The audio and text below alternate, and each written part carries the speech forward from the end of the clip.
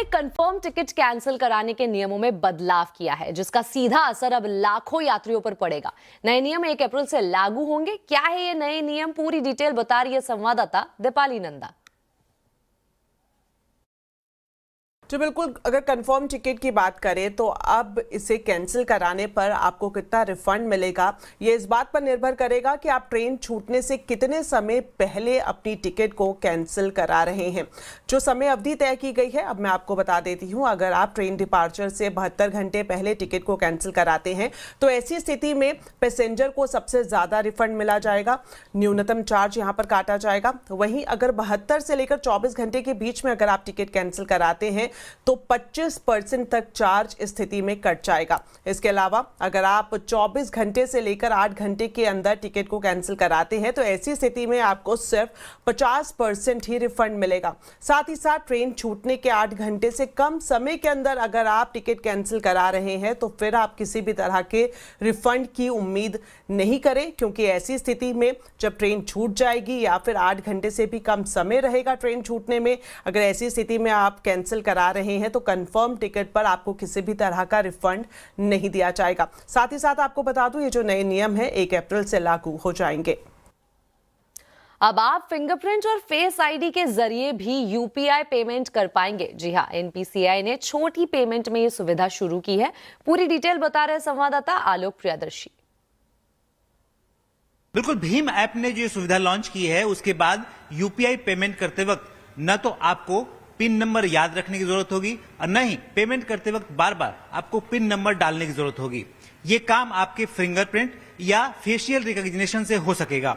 दरअसल एनपीसीआई ने अपने भीम ऐप में एक बड़ा फीचर लॉन्च किया है, जिससे छोटी पेमेंट यानी 5,000 रुपए तक की जितनी भी पेमेंट होगी वो आप अपने फिंगरप्रिंट यानी सिंगल टच पॉइंट और साथ ही साथ फेस रिकॉग्निशन जरिए यानी कि फेशियल आईडी के जरिए आप पेमेंट कर सकेंगे।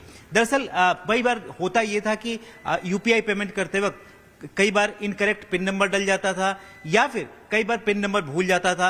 ऐसी सिचुएशन में पेमेंट करते वक्त काफी दिक्कतें आती थी। लिहाजा जो एनपीसीआई ने यानी कि national payment corporation of India ने अपने भीम ऐप में यह सुविधा लॉन्च की है, जिसके बाद आपको अब पिन नंबर याद रखने की जरूरत नहीं होगी। सिंगल फिंगर बायोमेट्रिक ऑथेंटिकेशन या फेशियल ऑथेंटिकेशन के जरिए यह पेमेंट संभव हो सकेगा। शुरुआत में अभी ये 5,000 रुपए तक का मैक्सिमम पेमेंट है। उसके बाद अगर ज्यादा पेमेंट करना है तो अभी भी जो कन्वेंशनल पिन नंबर है उसके जरिए पेमेंट होगी, लेकिन छोटी पेमेंट में खासतौर से 5,000 रुपए के नीचे तक की पेमेंट में अब पिन नंबर डालने की जरूरत नहीं होगी। अब आपको बता दें, महिलाओं और बच्चों की सुरक्षा के लिए संसदीय कमेटी ने आईटी और गृह मंत्रालय को सोशल मीडिया, गेमिंग और डेटिंग ऐप के लिए केवाईसी और उम्र वेरिफिकेशन अनिवार्य करने की सिफारिश की है। कंपनियों को रिस्क वाले अकाउंट को हाईलाइट भी करना होगा। इस पर ज्यादा जानकारी दे रहे हैं असीम मनचंदा। साइबर अपराधों को किस तरह से कम किया जाए और साइबर स्पेस में महिलाओं को किस तरह से सुरक्षित रखा जाए, इस पर एक संसदीय समिति बनी थी। समिति ने अपनी रिपोर्ट आईटी मंत्रालय और गृह मंत्रालय को सौंप दी है। इस समिति ने बहुत सारी सिफारिशें की हैं। सबसे पहले इसने कहा कि जो भी व्यक्ति users social media, gaming website या डेटिंग ऐप का इस्तेमाल करते हैं, उनका केवाईसी जो है उनका अनिवार्य किया जाए और उसके साथ साथ उनकी उम्र का भी वेरिफिकेशन किया जाए। दरअसल ऐसे बहुत सारे मामले सामने आए जहां पर भी किसी व्यक्ति ने अपनी पहचान छुपाकर या किसी और दूसरे व्यक्ति की आइडेंटिटी को अपनाकर महिलाओं के साथ धोखाधड़ी की है। तो जो समिति है उसका कहना है कि अगर इसको वेरिफिकेशन को अनिवार्य कर दिया जाएगा तो इससे महिलाओं को सुरक्षा मिल सकेगी। इसके साथ ये भी कहा है कि जो कंपनियां हैं उनको बार बार यूजर्स का वेरिफिकेशन करना पड़ेगा। अगर कोई कंपनी ऐसा नहीं करती है तो उसके ऊपर पेनल्टी भी लगाई जाए। तो अब समिति ने अपनी सिफारिशें दोनों मंत्रालय को सौंप दिए, तो हो सकता है कि दोनों मंत्रालय जल्दी इसके ऊपर कोई फैसला ले और नए केवाईसी अनिवार्य करने के ऊपर विचार करें। अक्सर ऐसा होता है कि आप किसी के साथ बैठे हैं लेकिन आप अपने फोन में व्यस्त हैं। ऐसा करना सामने वाले व्यक्ति पर गहरा असर डालता है। कैसे फोन रिश्तों के बीच में दीवार बन रहा है, इसी पर होगी आज चर्चा कंज्यूमर अड्डा में शाम 5:57 पर। चलिए अब आपको बता दें 20 मार्च को मोटापा घटाने वाली दवा सेमाग्लूटाइड का पेटेंट खत्म होने के बाद अचानक जेनरिक दवाओं की बाढ़ आ गई है। दवा के गलत इस्तेमाल पर भ्रामक प्रचार को लेकर अब सरकार सख्त हो गई है। सरकार ने दवा कंपनियों को सख्त निर्देश दिए हैं कि वो किसी भी तरह का भ्रामक विज्ञापन या छिपा प्रचार न करे जिससे लोग गुमराह हो। सरकार ने क्या निर्देश दिए हैं, पूरी डिटेल बता रही है संवाददाता दीपाली नंदा। देखिए, कुछ ही दिन पहले मोटापा घटाने वाली दवा सेमाग्लूटाइड का पेटेंट खत्म किया गया था और उसके बाद से ही हम देख रहे हैं अचानक पूरी मार्केट में जो जेनेरिक दवाएं हैं उनकी बाढ़ सी आ गई है। दवा का गलत इस्तेमाल यहां पर किया जा रहा है और ये हम नहीं बल्कि drug controller general of India ने कहा है। और इसी स्थिति को भांपते हुए drug controller general of India की तरफ से सभी कंपनियों को आगाह किया गया है, उन्हें चेतावनी दी गई है कि वो किसी भी तरह का भ्रामक विज्ञापन या फिर दुष्प्रचार ना करें, किसी भी तरह की कुछ इस तरह की एडवर्टीजमेंट को बाजार में ना लेकर आए जिससे कि लोग गुमराह हो जाएं। साथ ही साथ आपको बता दें, एक बार फिर से DCGI की तरफ से ये कहा गया है कि बिना डॉक्टर की प्रिस्क्रिप्शन के, बिना डॉक्टरी सलाह से अगर आप इन दवाओं का इस्तेमाल करते हैं तो साइड इफेक्ट्स का सामना करना पड़ सकता है, आपकी सेहत के लिए ये खतरनाक साबित हो सकता है। तो एक जागरूकता अभियान के तौर पर लगातार देश में अलग अलग जगह पर छापेमारी की जा रही है। 49 जगह है जहां पर छापेमारी की गई और इसमें खास तौर पर ऑनलाइन और ऑफलाइन फार्मेसी और साथ ही साथ जो स्लिमिंग क्लिनिक्स हैं जो धड़ल्ले से इस तरह की दवा बेचने का काम कर रहे हैं उनके खिलाफ सख्त कार्रवाई की गई है। एक बार फिर से चेताया गया है कि अगर आप इस तरह की कोई कानूनी नियमों का उल्लंघन करते हैं तो कंपनियों के खिलाफ कार्रवाई की जाएगी, साथ ही साथ जुर्माना तो लगाया ही जाएगा और उनका लाइसेंस भी रद्द कर दिया जाएगा। बढ़ते हैं अगली खबर की ओर। पेट्रोल की किल्लत की अफवाहों के बीच अहमदाबाद में पेट्रोल पंपों पर अब पर्याप्त पेट्रोल है, लेकिन अफवाहों की वजह से पेट्रोल पंप पर आज भी लोगों की लंबी लाइनें दिखी गई है। संवाददाता केतन जोशी ने हालात का जायजा लिया है। अहमदाबाद के ज्यादातर पंप पर आज पेट्रोल अवेलेबल है। आप देखिए कि यहाँ सब अपनी बाइक में पेट्रोल भरवाने आए हैं और सबको मिल भी रहा है, लेकिन अफवाहों के कारण आप देखिए कि लंबी लंबी लाइन है, आज भी देखने को मिल रही है। हमको पता चला कि सुबह 5 बजे से लोगों ने यहाँ पंप पर लाइन लगा दी और एक ये पैनिक का ही मामला है। तो आइए हम कुछ लोगों से बात करते हैं कि आखिरकार ये मामला क्या है। अच्छा बताइए, आप यहाँ पर आए हैं तो आपके स्कूटर में पेट्रोल है कि सिर्फ अफवाहों के कारण आए हैं? नहीं, पेट्रोल नहीं है इसलिए आए हैं। और दूसरी बात, अभी तो सरकार ने बोल दिया है कि पेट्रोल मिलने ही वाला है, फिर चिंता की कोई जरूरत नहीं। क्यों आए आप? मेरी गाड़ी अभी चल नहीं पाएगी अगर नहीं पुरवाऊंगा। अगर रिजर्व में गाड़ी है इसलिए आया हूँ मैं।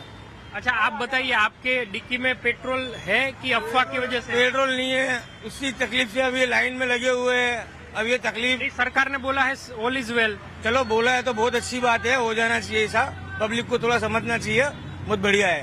करेक्ट। आइए कुछ और जो है उनसे भी हम बात करते हैं। अच्छा बताओ भाई, तुम्हारी डिक्की में पेट्रोल नहीं है इसलिए आए हो कि कुछ अफवाह के? मुझे तो पता ही नहीं था, मैं बाहर घूमने गया हुआ था, पता चला फिर आया पेट्रोल पुराना। तो किसने बोला होगा कि पेट्रोल नहीं है ऐसा? नहीं, जैसे घर से पता चला था फिर आगे पुराना। तो अब अफवाहों में नहीं आना है, सरकार ने बोला है। अफवाहों में तो नहीं जाना है ऐसा। तो ज्यादातर लोग हम ये एक एनालिसिस पर पहुंचे हैं कि पेट्रोल नहीं है, इस तरह की जो बात सामने रखकर लोगों के अंदर ये पैनिक क्रिएट हुआ है। लेकिन आप देखिए कि यहाँ पर पेट्रोल आराम से मिल रहा है और अहमदाबाद के अंदर पेट्रोल की कोई किल्लत नहीं है, बस जरूर है डिसिप्लिन की। केतन जोशी, अहमदाबाद। इधर सरकार ने भी साफ किया है कि देश में पर्याप्त मात्रा में पेट्रोल डीजल मौजूद है। सरकार ने लोगों से अफवाहों से बचने और पैनिक बाइंग ना करने की अपील की है। मेरा देशवासियों से निवेदन है कि हमारे पेट्रोल पंपों पर पेट्रोल और डीजल पर्याप्त मात्रा में उपलब्ध है। कृपया अफवाहों पर विश्वास न करें और पैनिक बाइंग से बचें। अब आपको बता दें, ईरान युद्ध से बने हालात पर आज राज्यसभा में पीएम मोदी ने कहा कि सरकार गैस, पेट्रोल, फर्टिलाइजर को दुनिया भर से भारत लाने की कोशिश में जुटी है, लेकिन उन्होंने युद्ध लंबा खिंचने पर उसके दुष्परिणाम को लेकर भी अलर्ट किया है। इसके अलावा पीएम मोदी ने कहा है कि आम लोगों को दिक्कत ना हो, इसके लिए सरकार ने एलपीजी, पेट्रोल, डीजल और फर्टिलाइजर जैसे मुद्दों पर 7 अलग अलग एम्पावर्ड ग्रुप बनाए हैं। पीएम ने यह भी कहा है कि शांति बहाली के लिए भारत सरकार ईरान, इजराइल के साथ अमेरिका के भी संपर्क में है। युद्ध की शुरुआत के बाद से मैंने पश्चिम एशिया के ज्यादातर देशों के राष्ट्राध्यक्षों के साथ 2 राउंड फोन पर बात की है। हम गल्फ के सभी देशों के साथ लगातार संपर्क में हैं। हम ईरान, इजराइल और अमेरिका के साथ भी संपर्क में हैं। हमारा लक्ष्य डायलॉग और डिप्लोमेसी के माध्यम से क्षेत्र में शांति की बहाली का है। हमने डी एस्केलेशन और हॉर्मुज स्ट्रेट खोले जाने पर भी उनसे बात की है। कमर्शियल जहाजों पर हमला और हॉर्मुज स्ट्रेट जैसे अंतर्राष्ट्रीय जलमार्ग में रुकावट अस्वीकार्य है। भारत ने नागरिकों पर, सिविल इंफ्रास्ट्रक्चर पर, एनर्जी और ट्रांसपोर्ट से जुड़े इंफ्रास्ट्रक्चर पर हमलों का विरोध किया है। वहीं सदन में प्रधानमंत्री मोदी ने कहा कि हॉर्मूज खाड़ी से रुकावट की वजह से सप्लाई प्रभावित हुई है, लेकिन भारत सरकार तेल गैस के जहाज भारत लाने के लिए प्रयासरत है और इसके नतीजे भी सामने आए हैं। लेकिन पीएम ने सावधान किया है कि अगर संकट लंबा खिंचा तो उसके दुष्परिणाम भी तय है। बीते कुछ दिनों में दुनिया के अनेक देशों से कच्चा तेल और एलपीजी से भरे जहाज भारत आए हैं।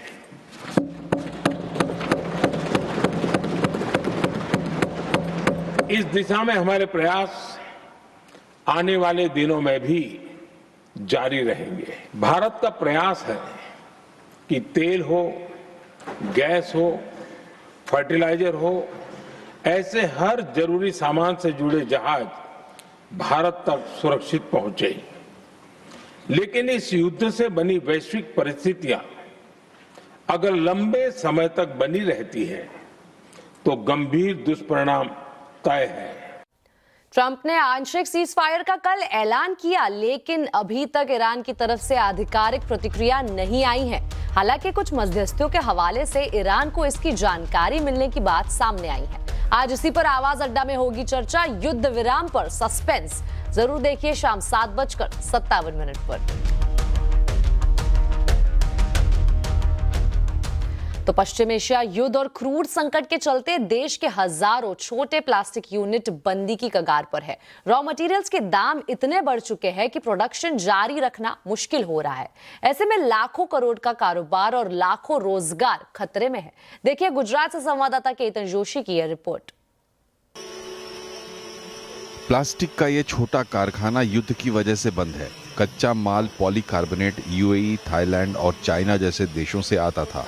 युद्ध से पहले इसका प्रति किलो दाम 160 रुपए था, जो अब बढ़कर 290 रुपए हो गया है। इसके अलावा पीपी, एचपी, पीएस जैसे पॉलीमर रॉ मटेरियल्स भी आयात होते हैं, जिनके दाम 50 से 78% तक बढ़ गए हैं।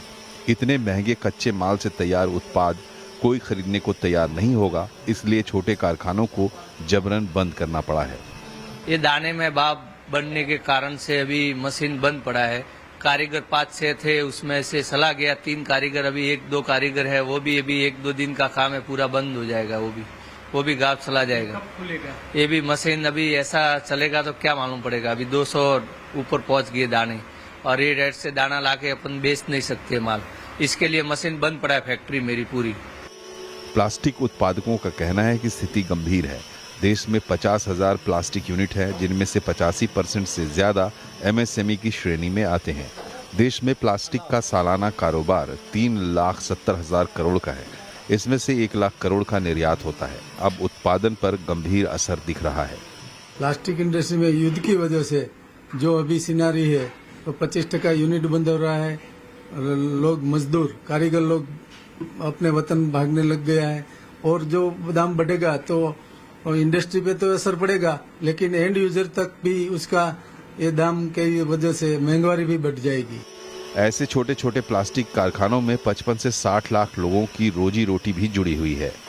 मशीनें बंद होने से हजारों कारीगर बेरोजगार हो गए हैं, और अगर रॉ मटेरियल के दाम ऐसे ही तेजी से बढ़ने लगे तो एंड यूजर तक इसका बोझ आ सकता है।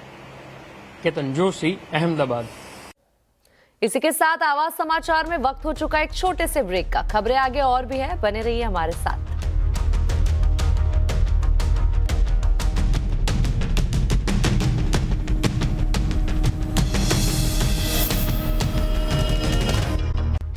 ब्रेक के बाद फिर एक बार स्वागत है आपका आवाज समाचार में। दिल्ली की रेखा गुप्ता सरकार ने आज 1,03,000 करोड़ का बजट पेश किया। बजट का मुख्य फोकस पर्यावरण पर रखा गया है। दिल्ली सरकार ने बजट का 21% हिस्सा प्रदूषण नियंत्रण, नए वन क्षेत्रों के विकास और यमुना की सफाई जैसे कामों के लिए रखा है। सड़कों को धूल मुक्त करने के लिए 1352 करोड़ आवंटित किए गए हैं। वहीं महिलाओं को हर महीने 2500 रुपए देने के लिए 5110 करोड़ का प्रावधान किया गया है। इसके अलावा होली और दीपावली पर मुफ्त LPG सिलेंडर देने के लिए 260 करोड़ रखे गए हैं। बजट में 1,30,000 स्कूली छात्रों को साइकिल देने का ऐलान भी किया गया है। दिल्ली की मुख्यमंत्री रेखा गुप्ता ने कहा है कि विकसित दिल्ली सिर्फ एक नया नारा नहीं, सरकार इसके लिए लगातार प्रयास कर रही है। दिल्ली के बजट को इस बार हमने ग्रीन बजट के रूप में प्रस्तुत किया है, ग्रीन बजट के रूप में, और हर योजना को हमने ग्रीन लेंस से देखा है। इस बजट की हर नीति में पर्यावरण, हर योजना में प्रकृति और हर निर्णय में भविष्य की पीढ़ियों की चिंता समाहित है। इसलिए हमने पूरे बजट का 21% हिस्सा ग्रीन बजट के लिए आवंटित किया है। अब आपको बता दें, धर्म परिवर्तन और अनुसूचित जाति के दर्जे को लेकर सुप्रीम कोर्ट ने बड़ा फैसला दिया है। कोर्ट ने कहा है कि कोई अनुसूचित जाति का व्यक्ति अगर हिंदू धर्म, सिख धर्म या बौद्ध धर्म के अलावा किसी अन्य धर्म में धर्मांतर करता है तो उसका अनुसूचित जाति का दर्जा समाप्त हो जाएगा। क्या कहा है सुप्रीम कोर्ट ने, पूरी डिटेल बता रहे संवाददाता असीम मनचंदा। सुप्रीम कोर्ट के सामने आंध्र प्रदेश से एक मामला सामने आया था। वहां पर एक व्यक्ति ने ईसाई धर्म अपना लिया था, लेकिन अभी भी वो अनुसूचित जाति के जो बेनिफिट्स है उसको ले रहा था। आंध्र प्रदेश हाई कोर्ट ने कहा था कि ये व्यक्ति अनुसूचित जाति के बेनिफिट्स नहीं ले सकता है, तो मामला सुप्रीम कोर्ट पहुंचा। सुप्रीम कोर्ट ने आज इसके ऊपर अपना फैसला सुनाया। सुप्रीम कोर्ट ने कहा कि अगर उस व्यक्ति ने हिंदू, सिख या बौद्ध धर्म को छोड़ करके कोई भी अगर धर्म अपनाया तो उसको अनुसूचित जाति के बेनिफिट्स नहीं दिए जा सकते, क्योंकि ये व्यक्ति पिछले कई सालों से जो ईसाई धर्म है उसको प्रैक्टिस कर रहा था और उस इतना ही जो चर्च है उनकी एक्टिविटी में भी हिस्सा ले रहा था। तो ऐसे में उसको अनुसूचित जाति का बेनिफिट नहीं दिया जा सकता है। तो सुप्रीम कोर्ट ने यह आज अहम फैसला सुना। आवाज समाचार में अभी के लिए इतना ही। आप देखते रहे CNBC आवाज और अपडेटेड रहे खबरों पर हमारे सोशल मीडिया हैंडल्स के जरिए। नमस्कार।